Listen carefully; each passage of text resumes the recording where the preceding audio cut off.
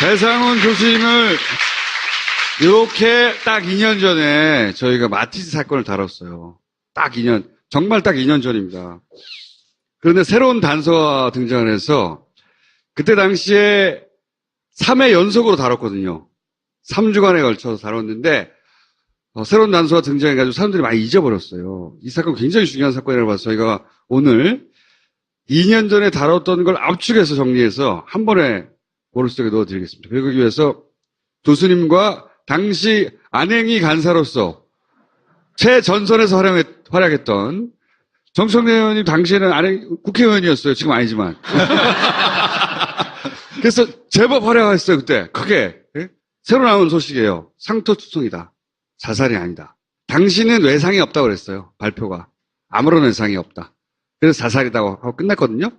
근데 아버지가 상처가 너무 많다. 몸이 저렇게 당했으면 오죽할까 싶어서 부검을 해달라고 그랬다. 그리고 염을 하는 사람도 알아봤다. 알아봤다는 얘기는 이제 구타를 당했거나 온몸에 상처, 얼굴에 상처가 날 만큼 뭔가 외상이 있었다는 거죠, 한마디로. 근데 그때는 왜 그런 얘기를 못했냐? 임 과장, 당시 사망한 임 과장의 딸이 육사에 있었거든요. 그래서 피해가 있을까봐, 며느리가, 임 과장의 부인이죠. 며느리가 말려서 못했다. 그래서 이 인터뷰를 하고 나서 추가 인터뷰를 하려고 많은 언론들이 접촉을 했을 거 아니에요. 이 인터뷰를 처음 한 CBS도 다시 접촉을 하고, 근데 이제 연락이 두절됐어요. 그렇죠? 이것을 단독 특종한 임상훈 기자인가 그런데 노컷뉴스 CBS. 저하고 통화를 했는데 후속 취재를 위해서 임 과장 아버지한테 접근을 했는데 아버지가 안 하겠다고 했고요. 그래서 여기 사항은 나오지 않는데 일단 새로운 단서가 나왔잖아요. 외상이 없었다고 끝냈거든요. 사건을. 기억하시죠? 교수님. 외상이 없었다고 하는데 실제로는 이제 몸에 상처가 많이 있고 얼굴에도 있었다라고 하는데 이제 그것이 이제 검한 당시에 나타날 수 있는 것은 여러 가지 가능성은 일종의 멍이죠, 멍. 그러니까요. 멍은 이제 시간이 지나면서 피하 출혈이 바깥으로 나타나는 부분이 있으니까 아마 아버님께서는 그걸 보셨을 거고 차 안에서 발견될 당시는 옷을 입고 있었기 때문에 그거는 발견하지 못했을. 제가 직접 시신을 봤습니다. 사진 찍어온 것을 경찰이 2장의 사진인데요.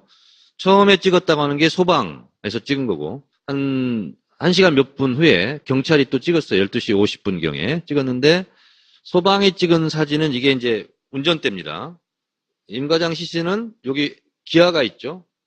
기아가 있으면 이 얼굴을 묶고 이 상태로 사진을 찍혔는데 이렇게 하니까 귀 정도 보이고요. 얼굴은 잘 안 보였습니다. 근데 두 번째 경찰이 찍은 사진은 이게 시체가 올라와 있었어요. 이렇게. 의원님 안 들려요.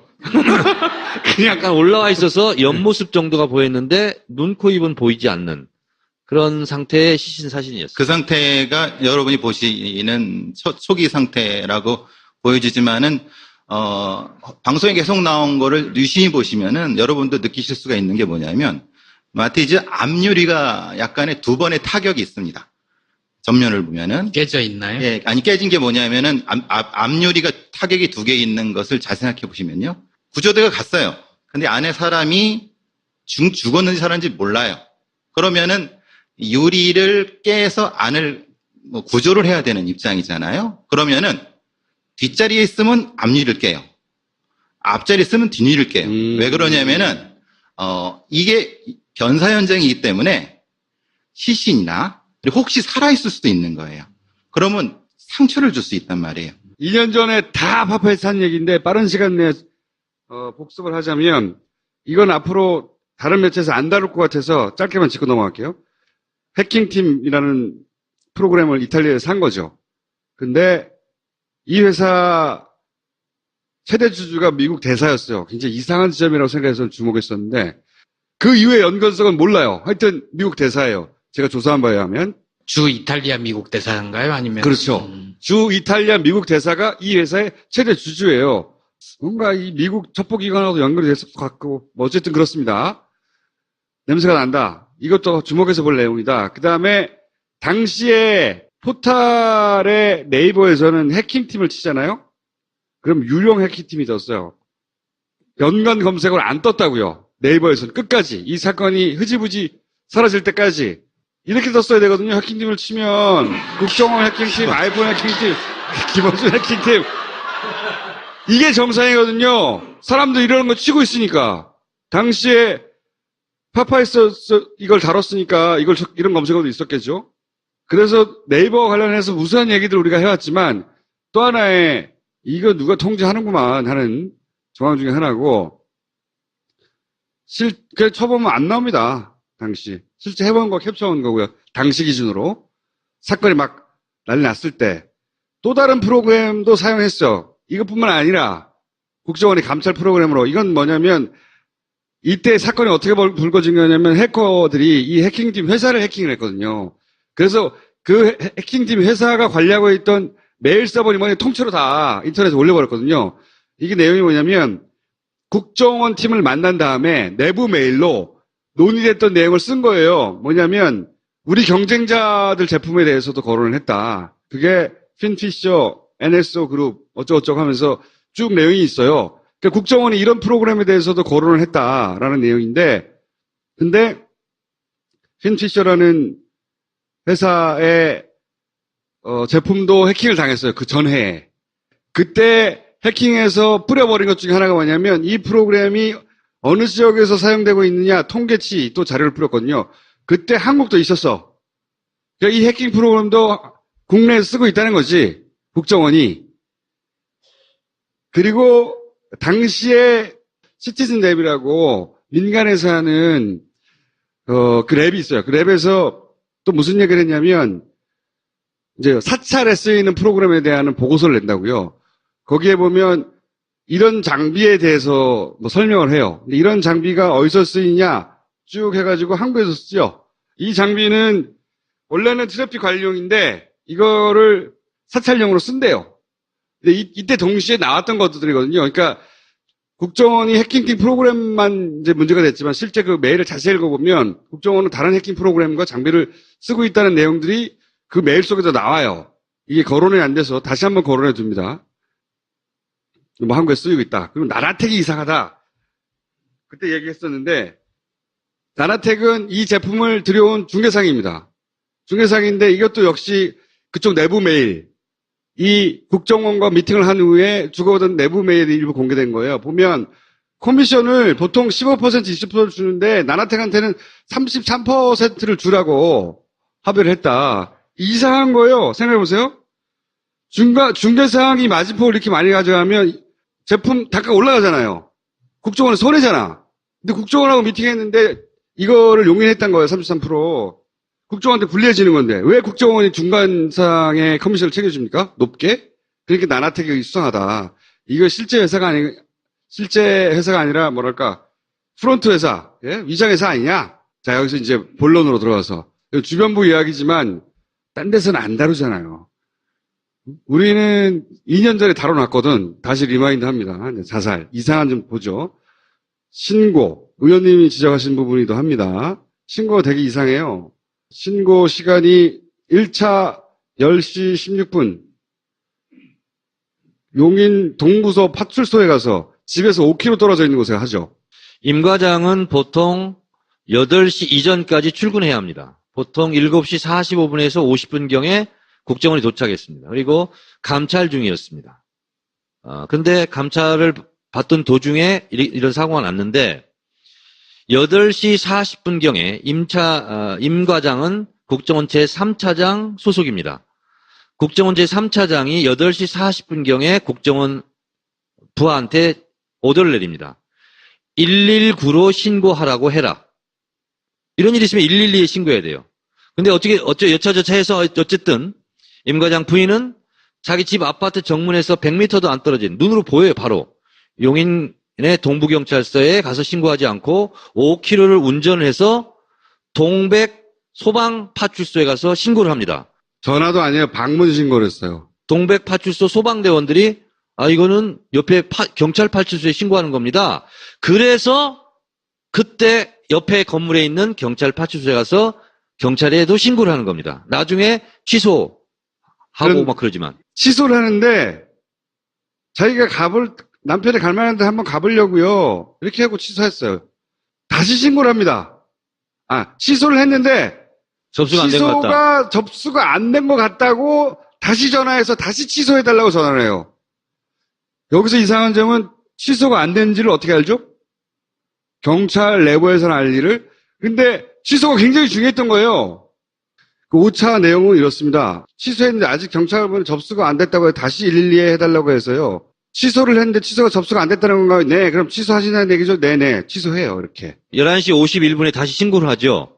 자, 근데 요때는 소방이 현장에 도착한 20분 후입니다. 이미 발견했어요, 이때는. 11시 27분, 8분에 도착을 해서 발견을 했어요.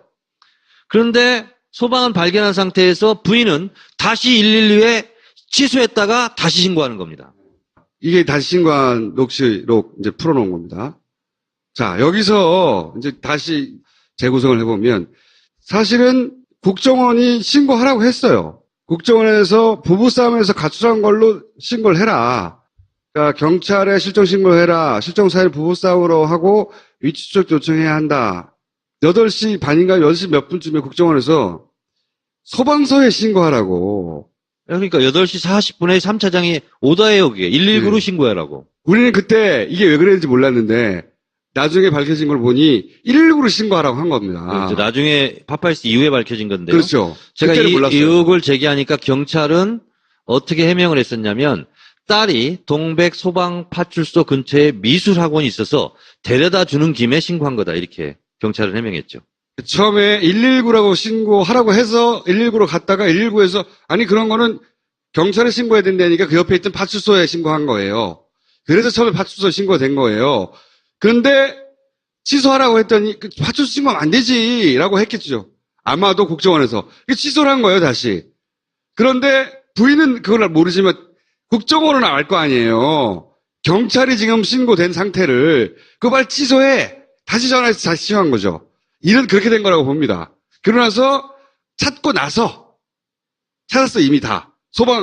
소방서에서 출동해가지고. 찾고 나서 경찰에 그때서야 신고하라고 다시 재신고를 한 거죠. 전후 사정이 맞아야 되니까. 어쨌든 신고한 것으로. 그런 일이 벌어졌는데 그때는 왜 그런 일이 벌어졌는지 몰랐어요. 우리가 파파이스 할 때는. 소방은 11시 반에 도착했고 경찰은 12시 55분에 도착했는데 경찰이 늦장 출동을 한 이유를 제가 안행하면서 물었어요. 경찰청장이 이렇게 답변합니다. 소방하고 8차례 통화를 했다. 거기 어디라고? 여기입니다. 여기 아닌데? 거기 말고요. 옆으로요. 이렇게 해서 8번을 통화하면서 혼선을 빚어서 늦어서 소방보다 1시간 25분 늦게 출동을 한 거예요. 12시 55분에 결국은 출동을 합니다. 그러니까 경찰이 이걸 발견하면 안 됐던 거예요. 이유는 뭡니까?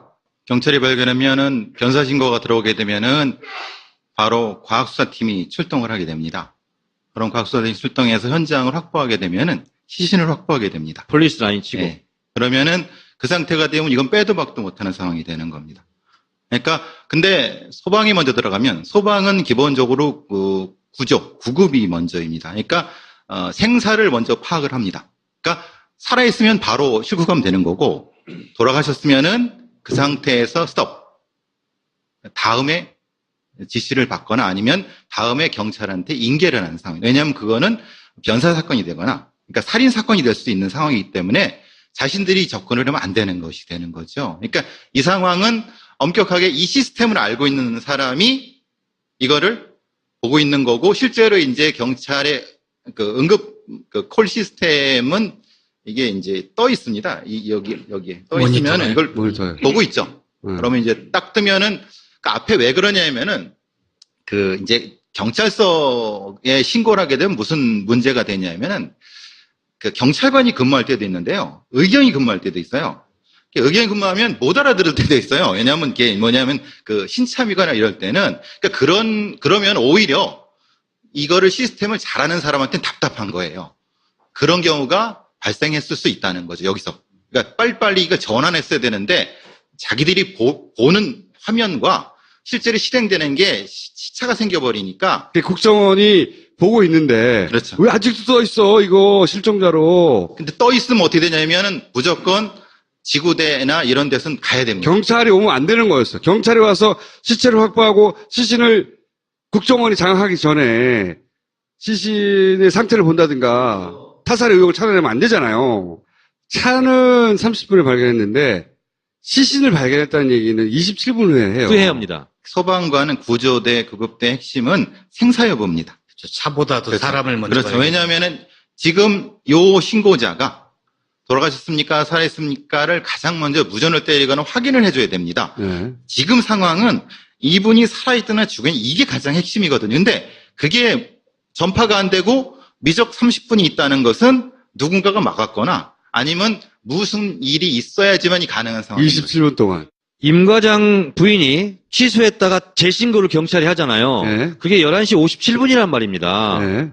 근데 시신은 그때 이미 발견됐을 가능성이 높다는 거예요. 근데 따져보면 그렇죠. 그렇죠. 10시 30분에 발견해서 27분이면 57 10시 57분이잖아요. 네. 11시 근데 57분. 재신고가 재신고는 그로부터 51분. 51분이잖아요. 이때는 차량이 발견된 후거든요. 그러니까 경찰에 재신고한 몇 분 후에 시신이 발견된 걸로 지금 된 거예요. 아, 그럼 이럴 수도 있겠네요. 차량 발견은 곧 시신 발견이에요. 그런데 부인이 취소한 상태 그때까지만 하더라도. 그렇습니다. 그러니까 시신이 됐다고 하기 전에 경찰 신고를 하라고 한 것 같아요. 그럴 가능성이 지금 있는 거죠. 네.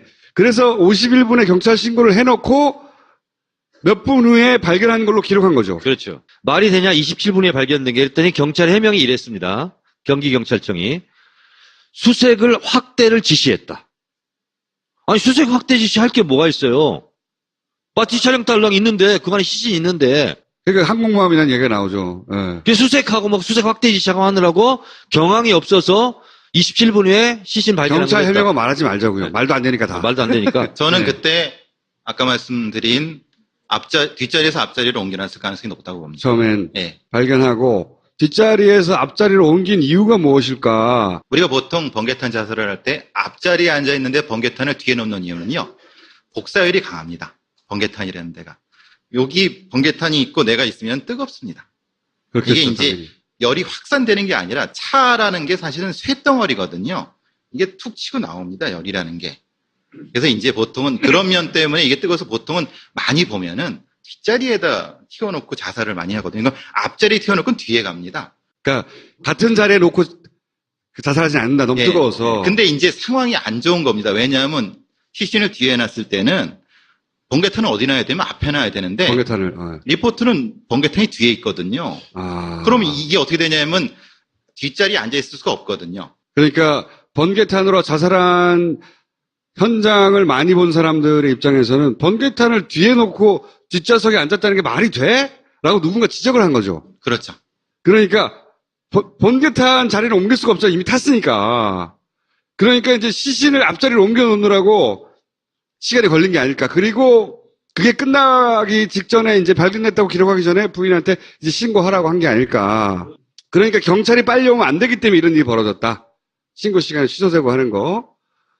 당시 무전이 왔다 갔다 하는 기록이 있는데 중간에 거미줄 친다는 표현이 나와요. 거미줄 친다는 표현은 무전 끄고 다른 통신수단, 휴대폰이나 다른 걸로 얘기하자는 얘기거든요. 거미줄을 왜 쳤냐라고 이제 그때 당시에 의원님이 따졌어요. 아니, 무전으로 얘기하면 되는데 왜 쳤냐. 그런데 휴대폰으로 하려고 했다고 그랬는데 거기는 휴대폰이 잘 안 터지는 지역이다라고 다시 지적을 한 거죠. 11시 30분에 소방이 현장에 들어갑니다. 그리고 그 상태에서 무전기로 거미줄을 친다고 얘기합니다. 거미줄을 친다는 얘기는 무전을 끄고 핸드폰을 하겠다는 겁니다. 무전 기록을 이제 뒤진 거죠. 의원님이. 내라고. 거미줄 몇 번에 나갑니다. 거미줄 나갈게요. 라고 자기들끼리 얘기하다가 그럼 자기들끼리도 그런 얘기해요. 전화기가 잘 안 터지는 지역이라고. 거미줄을 쳤다는 게 다른 어떤 통신수단을 사용했을 텐데 그건 모르겠어요. 뭔지는. 그렇지만 휴대폰은 아니었다. 국회에 나와서 네. 자기들이 핸드폰을 했다고 또 얘기를 해요. 그러니까 기록에 남지 않는 통화가 필요했다. 근데 당시에. 핸드폰이 자기들이 뭐라고 증언했냐면 될 때도 있고 안 될 때도 있었습니다. 이렇게 얘기하더라고요. 근데 저는 그때 우리 보좌관들하고 갔을 때 저는 앞에 쭉 나가고 보좌관들이 여기 이렇게 전화하니까 안 돼요. 전화가. 그래서 안 되는 지역을 처음부터 안 게 아니라 가서 해보니까 안 되더라고요. 그 무전 내용을 숨겨야 할 필요가 있었다는 거죠. 예, 그 내용이고. 그리고 또 이제 이런 내용도 있습니다. 나중에 밝혀진 내용 중에 하나가 뭐냐면 파파이스 끝나고 나서 위치 추적 장치가 이미 깔려있기 때문에 임 과장은 신고할 필요가 없는 거예요. 국정원 입장에서는. 자기들 그냥 찾아가면 되는 겁니다. 겉으로 보기에는 본인이 자살하기 위해서 나가가지고 부인이 신고해서 찾아낸 걸로 만들고 싶었던 거죠. 그러나 실제 국정원은 그 직원이 어디인지 정확하게 알고 있었다. 처음부터 끝까지 다 쇼였던 거죠, 쇼. 위치 추적 장치를 가지고 있었단 말이죠. 또 하나는 마티즈를 즉시 폐차합니다. 다음날. 사망신고 아직 안 했는데 폐차부터 해요. 마티즈가 남아있었다면 정말 많은 것들을 밝힐 수 있었을 텐데, 마티즈는 사망한 다음날 폐차됩니다. 사망한 다음날 폐차된 거는 JTBC가 특종으로 잡아냈는데, 국정원 직원이 와가지고 폐차를 의뢰해요.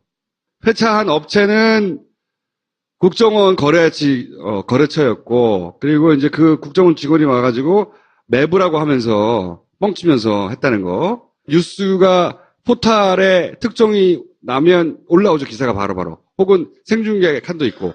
요 기사는 안 나옵니다. 그때. 그렇게 포탈에 노출이 안 돼요. 그래서 찾아보면 이런 댓글이 달려있어. 왜 이게 댓글 하나도 없냐, 묻혀있냐? 기사를 찾을 수가 없어. 이 기사는 숨겼어요, 그때 당시에. 그 기사가 보도되는 건 막을 수 없었는데, 포털로 퍼지는 건 막았어요. 기사를 숨겨버렸어요, 그때 당시, 이 기사는. 그리고, 아까 얘기했지만, 좌석 변경됐다는 게 있었고, 그죠? 그 다음에, GPS 값이 변경됐다는 얘기도 한번 나옵니다. 소방도 10시 17분에 위치 추적을 했으면, 길어봤자 20분이면 도착해야 됩니다. 그러니까, 10시 37분이면 도착해야 되는데, 11시 30분에 도착합니다. 1시간 늦어요. 그 이유가 바로 이거예요. GPS 값이 변경됐다. 다시 말해서 산 77번지로 치고 갔는데 못 찾았다는 거예요. 사망 지점은 화산이 34번지예요. 아까 제가 얘기했죠. 외길로 연결돼가지고 화산이 34번지든 산 77번지든 그냥 치면 가는 거예요. 둘 중에 아무 데나 가면. 근데 이것 때문에 혼선이 있었다고 하면서 결국은 위치 추적한 다음에 1시간 20분 만에 도착을 하는 겁니다. 차량 발견 시간 30분인데 27분 후에 차 발견 즉시 CC 나와야 되는데 27분에 CC 발견했다고 보거든요. 이게 말이 안 되고 용인소방서가 아닌 경기도 재난안전본부에 출동을 했다.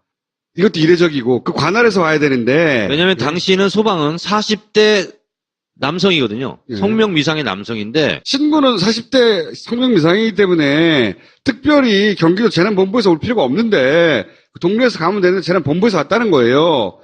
자, 그리고 아까 얘기했듯이 5km 떨어진 파출 신고했고 진입 초기 28분 동안에 CCTV가 없다. 제가 고민 들었던 건 저겁니다. 그 시체 강직 문제인데요. 시체 강직이 의원님 말씀하신 것처럼 너무 뜨거든요. 그러면 만약에 임 과장이 거기서 죽었을까? 그러니까 사람이 죽게 되면은 어느 시간 이후에 시체가 굳습니다. 왜냐하면 피가 안 돌기 때문에 사후 강직. 사후 강직이 되는데 사후 강직 이후에 이제 시체 강직에 풀립니다. 왜냐하면 이게 이제 썩기 때문에. 근데 그 시간이 거의 법의학에서는 큰 차이가 없습니다. 물론 온도에 따라서 있지만, 근데 너무 여기서 사망 시간과 발견 시간 사이에 너무 이게 좁다는 겁니다. 그러면 제가 조금 상상을 한번 해봤습니다. 이 두 가지 섞어보면은, 다른 곳에서 만약에 임 과장이 돌아가신 다음에, 어떻게 옮겼을까? 여기로. 당시 사망 추정 시간 2시간 전이라고 발표한 것보다 훨씬 더 전에 사망했을 것 같다. 우리가 보통 이제 밝은 날에 시체를 일반 차로 옮길 수 있을까? 이게 간덩어리가 붙지 않는 한 사실 힘들다고요? 그렇죠. 제일 쉬운 방법이 뭘까? 제가 고민을 했어요. 앰뷸런스 아니에요? 그렇죠. 자, 더 놀라운 것은 화산리 버스 정류장이 차가 돌아다니는 2차선이고 거기서 산길로 올라가서 한 1km 정도 가야 그 마티즈 차량 발견된 지점인데 진입을 합니다. 이제 마티즈 차량 있는 대로 마티즈 차량에 진입하는 순간부터 역으로 전 28분 폐쇄로 동영상이 면도칼로 잘라진 것처럼 사라집니다. 이건 우리 파파이산 이후에 우리 국회에서 따졌을 때 나온 일입니다. 27분이 없댔잖아요. 앰뷸런스가 도착하고 나서 초기에 27분 CCTV가 없다는 얘기를 한 거예요. 자, 그런데 문제는 며칠 전에 JTBC 특종을 한 것이 뭐냐면 임 과장이 마지막으로 문자 메시지를 보내다가 중단하다가 끝난 것이 사망 당일 7월 18일 1시 30 몇 분이에요. 23분. 새벽에 새벽. 23분인가요? 예, 예, 예. 자, 그러면 그때 그리고 이 문자를 다 보내요. 자, 그리고 마티즈는 6시 23분에 마지막으로 찍혀요. 그러면 이게 불과 몇 시간이냐면 5시간이에요. 핸드폰을 문자를 보내다가 안 보낸 시간과 마티즈 차량이 발견된 게 6시 23분이거든요. 저기 CCTV 찍힌 게. 예. 그렇죠. 예. 그럼 5시간 차이거든요. 문자 보내려고 하는 거하고 네. 마티즈 마지막 발견된 거하고. 그러니까 이상하다는 거예요, 저는. 근데 마티즈 차량을 발견하고 사망을 했다라고 그 소방이 확인한 것은 11시 30분부터 그로부터 한 25, 6분 후예요. 그러면 그때 죽은 건 아닐 거 아니야. 사후 강직이 나타났으면 11시 반 적어도 몇 시간 전, 서너 시간 전. 그게 그런데 6시 23분 경이라는 거예요. 부친이 확인한 몸에 난 상처, 그리고 이동한 CCTV에 찍힌 걸 봤을 때 다른 작전팀이 이미 도착해 있어갖고 임 과장을 설득 겸 압박을 하다가 어떤 이유 때문인가 사망하게 됐거나, 그 이제 만약에 자살하지 않았다고 하면은 이게 의원님의 그 시간대고, 제가 보기에는 조금 더 다른 거면은 사후강직을 좀 넓게 보면은 오히려 그 장소 자체는 트릭이다. 앞쪽에 다른 부분이 있어야 된다. 왜냐하면 사후강직이 너무 범위가 넓어갖고 이게 그렇게 할 수 있을까라는 고민이 지금 드는 거고요. 아까 또 지금 두 가지가 걸리는 거는 의원님 말씀하신 두 가지 걸리는 건 CCTV랑 이제 현대카드로 확인했던 3,480원짜리로 카드로 긁은 마트에서 산 부분이 또 있는 거죠. 두 가지가 지금 제 가설에는 걸리는 부분이 있습니다.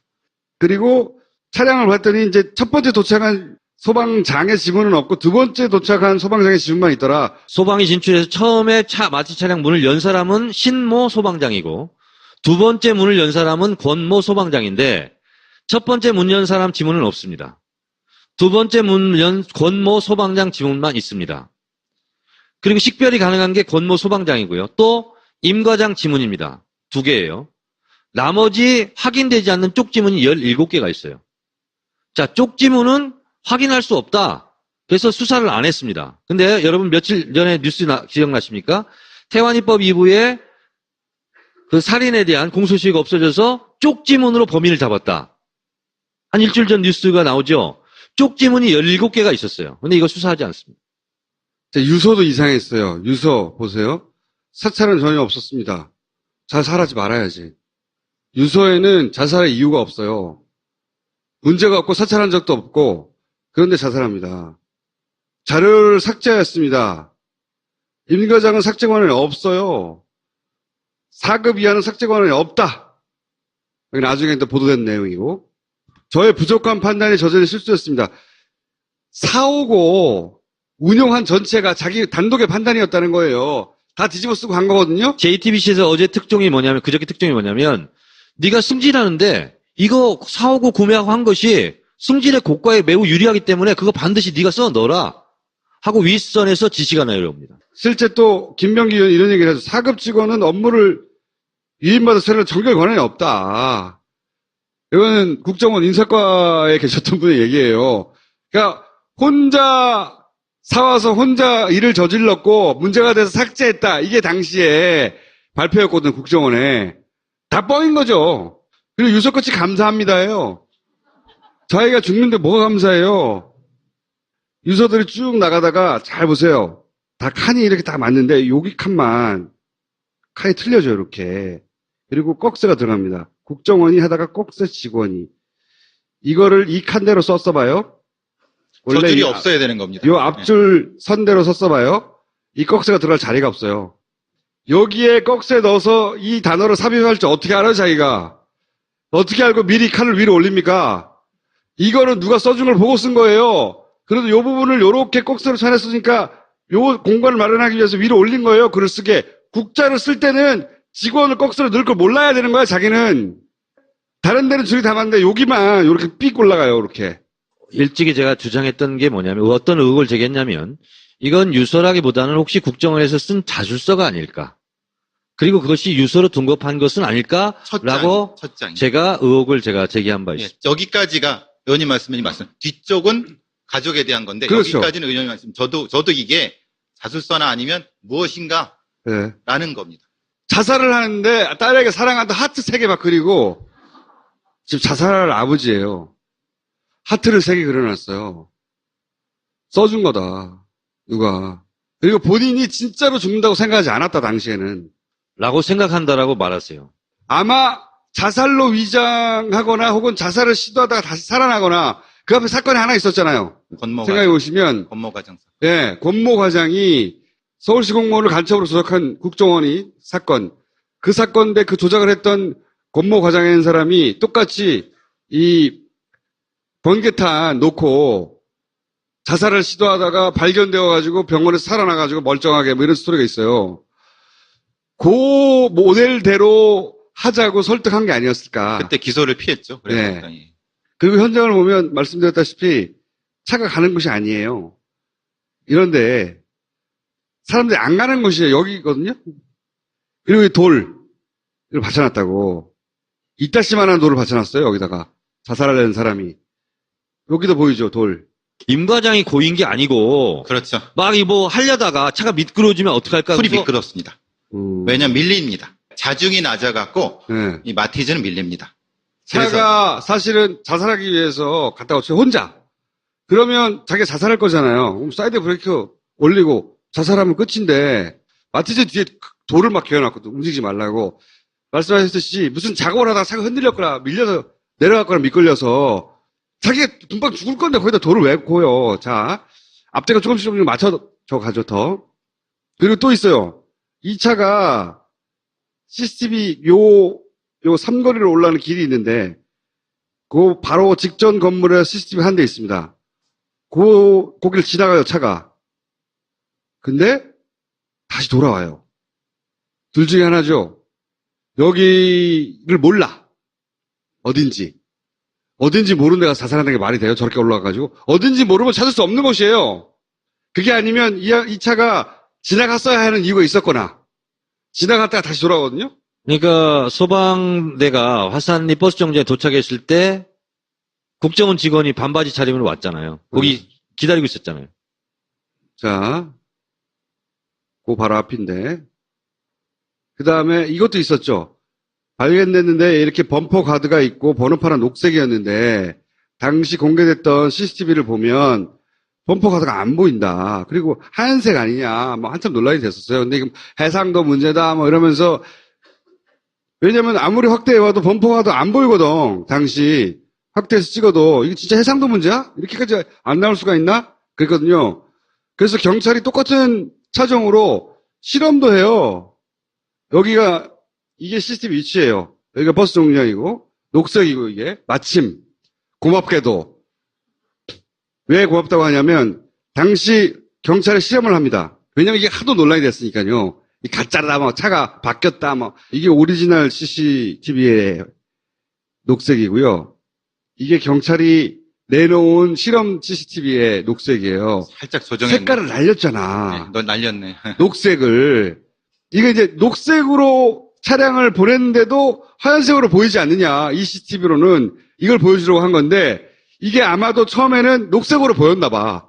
경찰 실험에서도. 그러니까 이 색깔을 날리니까 같은 녹색이 날아간 거야 이게. 그러면서 여기 보세요. 여기서는 화질이 떨어져서 모르겠는데 여기 노란색으로 보이거든요. 원래 CCTV에서는. 여기를 하도 색깔을 날려가지고 경찰이 실험 동영상이라고 내놓은 건 하얀색으로 보여요. 차선도. 색상이 날아갔어요. 보세요. 원본에는 범퍼가 안 보여요. 보이잖아. 검은 거. 화질이 나빠도 뭐 있잖아 여기에. 뭐 있단 말이에요 여기. 자세히 안 보여도. 그래서 이 실험으로도 해명이 안 됐다고 보는데 해명이 됐다고 넘어갔어요 당시에. 넘어갔고 자 여기서 그럼 마지막으로 가설 정도 얘기해보고 그 교수님도 이 사건을 계속 보면서 본인만의 가설을 여러 가지 생각해 보실 거 아니에요. 예. 어떤 일이 실제로 벌어졌을 거라고 보십니까? 저는 확실히 자살은 아닌 것 같습니다. 근데 이제 문제는 이제 그 마지막에 아까 말씀드린 마지막에 문자로 왔다 갔다 할 때 그 직속상관이 조금만 버티면 우리 이긴다. 그렇죠. 라는 걸 했습니다. 그런 문자 보냈대요. 그것이 무엇을 의미하는가라고 하는 것은 그 팀 전체가 감찰을 받고 있기 때문에 그 팀 전체가 상당히 압박을 많이 받았다. 그러면은 조금만 우리 같이 좀 해보자라는 상태였다는 겁니다. 그러면은 뚜렷하게 임 과장만 죽을 이유는 없죠. 죽으면 다 같이 죽어야죠. 그 팀 자체가. 네.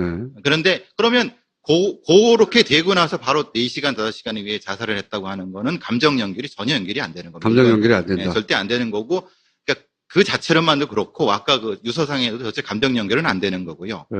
그러면 이제 문제는, 여러 가지 뭐 다른 부분에서 임 과장이 죽음으로써 해결될 수 있는 많은 문제들이 있기 때문에 이렇게 뭐 조용히 처리를 해야 되지 않았는가라는 생각을 하는데, 제가 사실 고민했던 부분은 어디서 임 과장이 돌아가셨는가가 저한테 가장 고민이었고요. 그러니까 저 발견된 장소에서 사실은 사망했느냐, 아니면 다른 장소에서 사망을 옮겼느냐, 예, 예. 뭐 그런 가설. 예. 근데 뭐 그렇게 했다 하더라도 그럴 수는 있겠죠. 다른 데서 자살했고 네. 자살한 거를 뭐 갖다 놨다고 해도 그건 더 이상한 건데 네.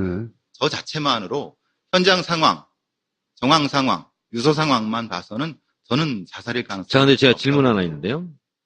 그 임 과장 아버지의 진술이 맞다면 얼굴에 상처 투성이고 뭐 뼈까지 상했을 정도라고 해요. 그리고 또 하나 6시 23분에 찍힌 마티즈 차량에 임 과장이 있었다면, 운전했다면 그러면 구타나 폭행을 당했다는 거 아닙니까? 그럼 6시 23분 이후에 폭행을 당했다는 거예요. 왜냐하면 얼굴이 이렇게 상처 투성인 상태에서 마트에 들어가기는 어렵잖아요. 그럼 그때는 폭행을 안 당했다는 거 아니겠어요? 그럼 6시 23분 이후에 폭행을 당했다는 거예요. 근데 발견된 최초로 지금 소방이 보고한 것은 11시 30분부터 그 경위라고 저는 생각을 하는데, 그러면 11시 30분부터 6시 23분 사이에 폭행을 당했다면 폭행을 당해야 되는 거잖아요. 그럼 사후강직이라는 말도 좀 그러니까 그게 지금 이제 이상한 거죠. 이게 막 두 가지가 막 모순되게 나타나는 것 때문에 저를 괴롭히는 게 그겁니다. 이게 사후강직과 이 사망 시간 자체가 안 맞아 버리니까, 그래서 이제 그래서 이제 제가 이제 약간의 그 좀 서늘한 형태의 있어야지만이 이게 이제 완충될 수 있는 시간이 완충이 가능한 것이 아니냐 이런 생각이 좀 들어갔고요. 근데 지금 5시간 정도에서나 보이는 사후강직이라면 생각해 보시면 발견한 시간으로부터 거슬러 올라가면 6시대잖아요. 발견한 시간이 11시니까. 그러면 6시대에 사망했어야 되거든요. 근데 그때는 차량으로 움직이는 시간대란 말이죠. 거의. 그러면 도착 즉시 죽어야 되는 거냐. 그럼 언제 두드려 맞아? 언제 유서를 쓰고. 언제 유서를 쓰고? 저는 그래서 차량이 2개다.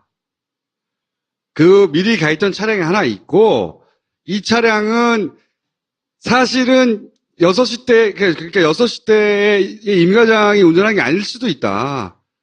그 전에 사망했을 수도 있다. 그 당시에 어떤 식으로 했는지는 모르겠지만, 차량은 2대고, 사망은 거기서 한 게 아니라 딴 데서 했고, 옮겨놨을 수도 있고, 여하간 이 사람은 자기가 죽는다고 생각한 건 아니었고, 위기를 돌파하기 위해서 거의 자살을 시도할 만큼 내가 진정성이 있다는 것만 보여주는 그런 제스처로 설득을 했을 텐데, 그게 나중에는 뭐 잘 안 돼가지고 두드려 패고 막 이렇게 된 게 아닐까. 그러다 사망하고 막 이런 식으로 처리하고 이렇게 된 게 아닐까. 지금까지 제가 말한 의혹이 국정원 적폐청산 그 13개 리스트에 들어가 있기 때문에 이 문제는 좀 명명백백하게 저희가 의혹 제기하는 게 결과를 뭐 틀릴 수도 있어요. 맞을 수도 있고. 그래서 저희는 지금 의혹을 이렇게 제기하는 겁니다. 근데 이거 반드시 밝혀내야 되는 사건이다. 왜냐하면 생각해 보세요.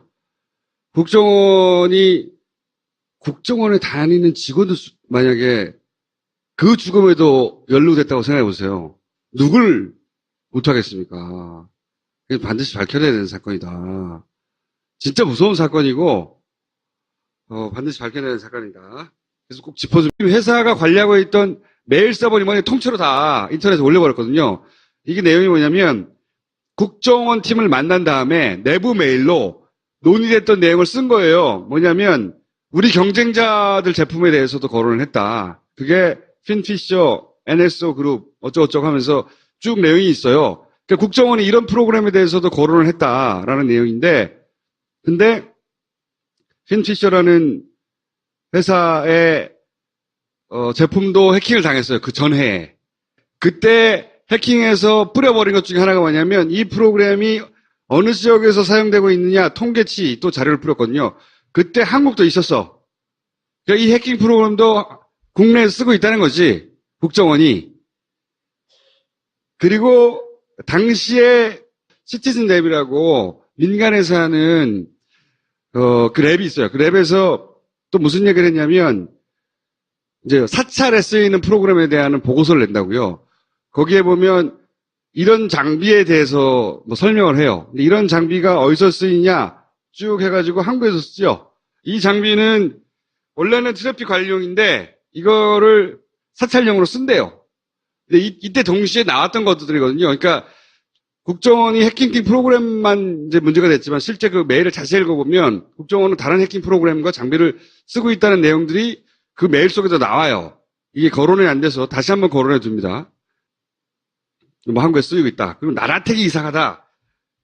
그때 얘기했었는데 나라텍은 이 제품을 들여온 중개상입니다.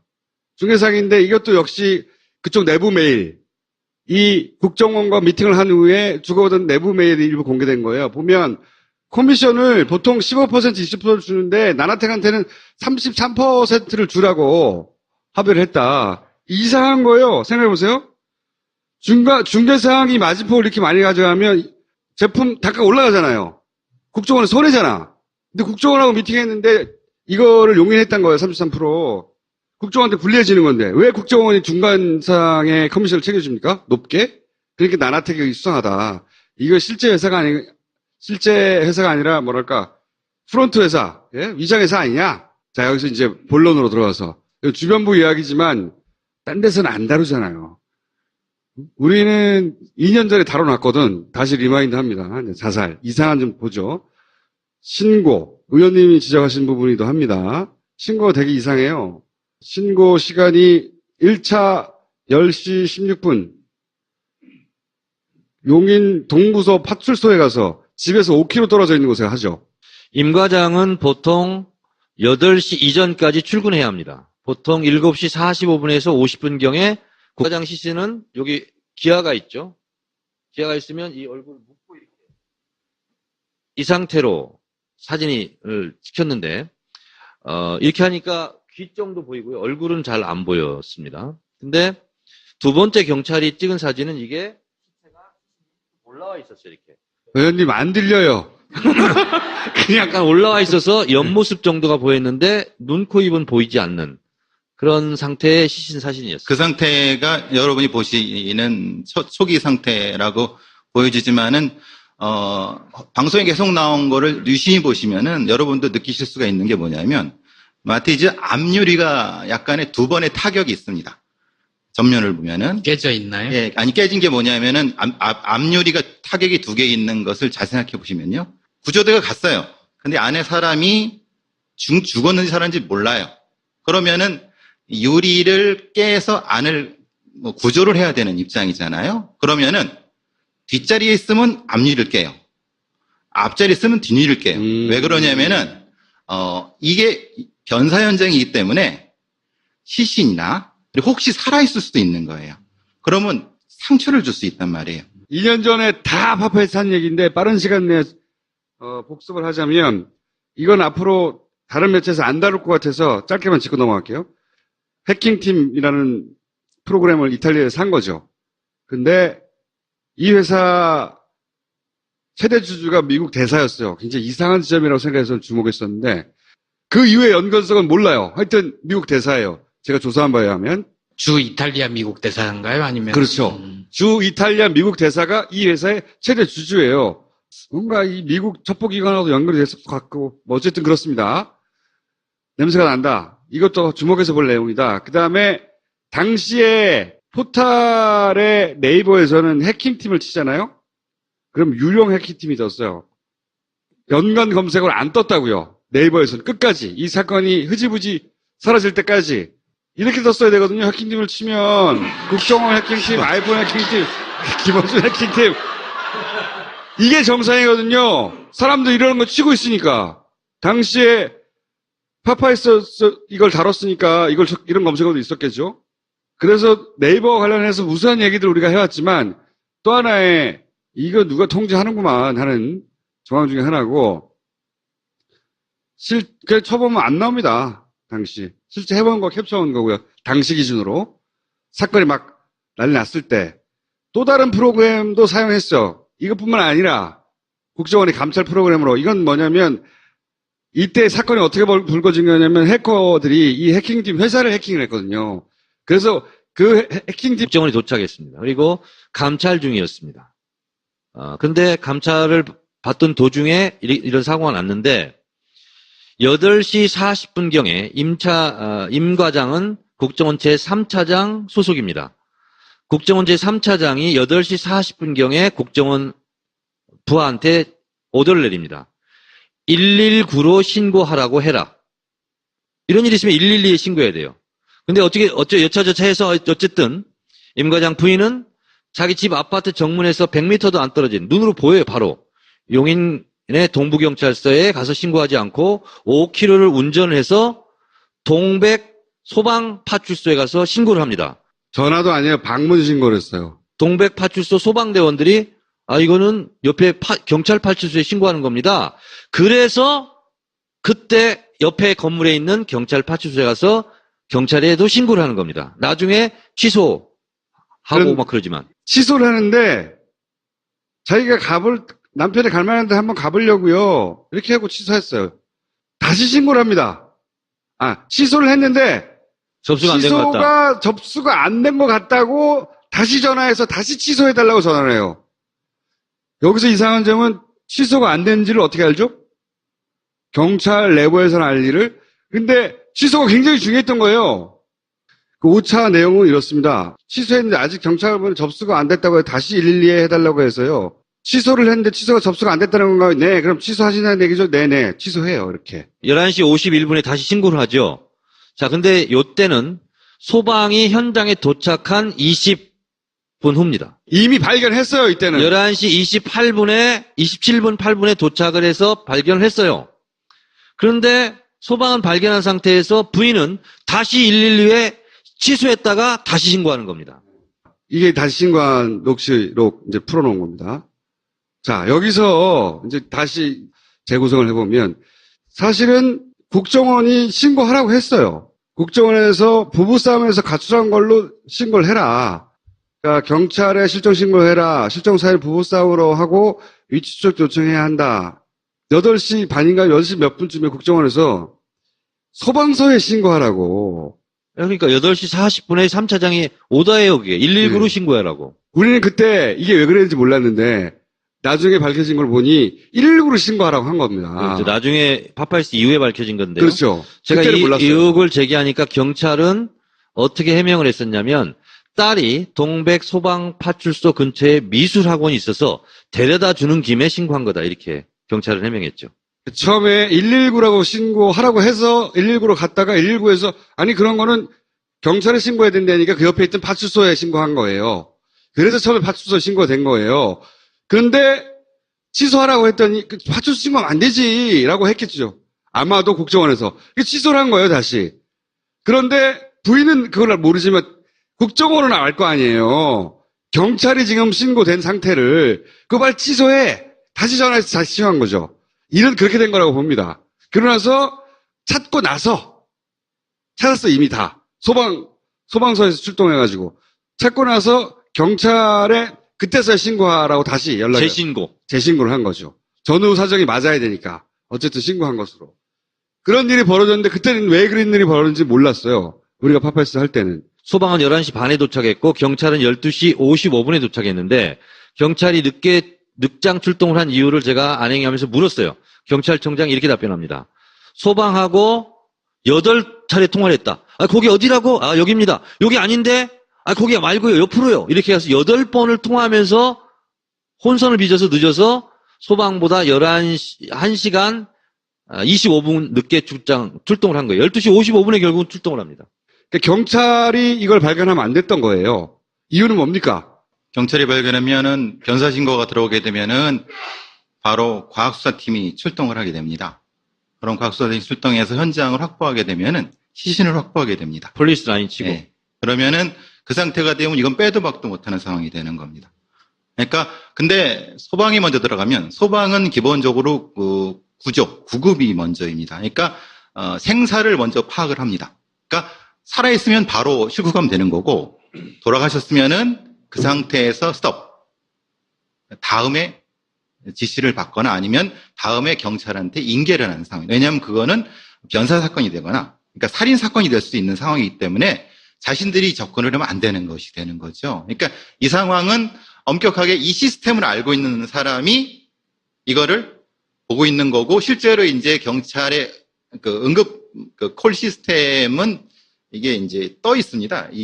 여기에 떠 있으면 모니터에. 이걸 모니터에. 보고 있죠. 그러면 이제 딱 뜨면은 그 앞에 왜 그러냐면은 그 이제 경찰서에 신고를 하게 되면 무슨 문제가 되냐면은 그 경찰관이 근무할 때도 있는데요. 의경이 근무할 때도 있어요. 의경이 근무하면 못 알아들을 때도 있어요. 왜냐하면 이게 뭐냐면 그 신참이거나 이럴 때는 그러니까 그러면 오히려 이거를 시스템을 잘하는 사람한테는 답답한 거예요. 그런 경우가 발생했을 수 있다는 거죠. 여기서. 그러니까 빨리빨리 이걸 전환했어야 되는데 자기들이 보는 화면과 실제로 실행되는 게 시차가 생겨버리니까 국정원이 보고 있는데 그렇죠. 왜 아직도 써 있어 이거 실종자로. 근데 떠 있으면 어떻게 되냐면은 무조건 배상훈 교수님을 이렇게 딱 2년 전에 저희가 마티즈 사건을 다뤘어요. 딱 2년, 정말 딱 2년 전입니다. 그런데 새로운 단서가 등장을 해서 그때 당시에 3회 연속으로 다뤘거든요. 3주간에 걸쳐서 다뤘는데 새로운 단서가 등장해가지고 사람들이 많이 잊어버렸어요. 이 사건 굉장히 중요한 사건이라고 봐서 저희가 오늘 2년 전에 다뤘던 걸 압축해서 정리해서 한 번에 머릿속에 넣어드리겠습니다. 그러기 위해서 교수님과 당시 안행위 간사로서 최전선에서 활약했던 정청래 의원님 당시에는 국회의원이었어요. 지금 아니지만. 그래서 제법 활약했어요. 그때 크게. 새로 나온 소식이에요. 상토투성이다. 자살이 아니다. 당시는 외상이 없다고 그랬어요. 발표가. 아무런 외상이 없다. 그래서 자살이라고 하고 끝냈거든요. 근데 아버지가 상처가 너무 많다. 몸이 저렇게 당했으면 오죽할까 싶어서 부검을 해달라고 그랬다. 그리고 염을 하는 사람도 알아봤다. 알아봤다는 얘기는 이제 구타를 당했거나 온몸에 상처, 얼굴에 상처가 날 만큼 뭔가 외상이 있었다는 거죠, 한마디로. 근데 그때는 왜 그런 얘기를 못했냐? 그 임과장, 당시 사망한 임과장의 딸이 육사에 있었거든요. 그래서 피해가 있을까봐, 며느리가, 임과장의 부인이죠. 며느리가 말려서 못했다. 그래서 이 인터뷰를 하고 나서 추가 인터뷰를 하려고 많은 언론들이 접촉을 했을 거 아니에요. 이 인터뷰를 처음 한 CBS도 다시 접촉을 하고, 근데 이제 연락이 두절됐어요. 그렇죠? 이것을 단독 특종한 임상훈 기자인가 그런데 노컷뉴스 CBS. 저하고 통화를 했는데 후속 취재를 위해서 임 과장 아버지한테 접근을 했는데 아버지가 안 하겠다고 했고요. 그래서 여기서는 나오지 않는데 일단 새로운 단서가 나왔잖아요. 외상이 없었다고 끝냈거든요. 사건을. 기억하시죠? 교수님. 외상이 없었다고 하는데 실제로는 이제 몸에 상처가 많이 있고 네. 얼굴에도 있었다라고 하는데 이제 그것이 이제 검안 당시에 나타날 수 있는 것은 여러 가지 가능성은 일종의 멍이죠, 멍. 그러니까요. 멍은 이제 시간이 지나면서 이 피하 출혈이 바깥으로 나타나는 부분이 있으니까 아마 아버님께서는 그걸 보셨을 거고 차 안에서 발견될 당시는 옷을 입고 있었기 때문에 그거는 발견하지 못했을 제가 직접 시신을 봤습니다. 사진 찍어온 것을 경찰이 2장의 사진인데요. 처음에 찍었다고 하는 게 소방에서 찍은 거고 한 1시간 몇 분 후에 경찰이 또 찍었어요. 12시 50분경에 찍었는데 소방이 찍은 사진은 이게 이제 운전대입니다.